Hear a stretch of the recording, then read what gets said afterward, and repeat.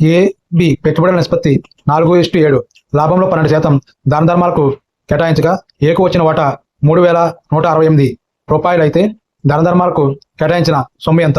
ఇటువంటి ప్రాబ్లమ్స్ ఈజీగా సాల్వ్ చేయడం ఎలాగన్నది మనం చూద్దాం.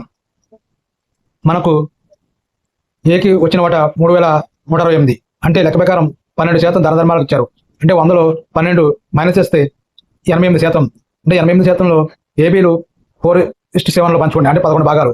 88లో 11 భాగాలు అంటే ఈచ్ భాగం 8.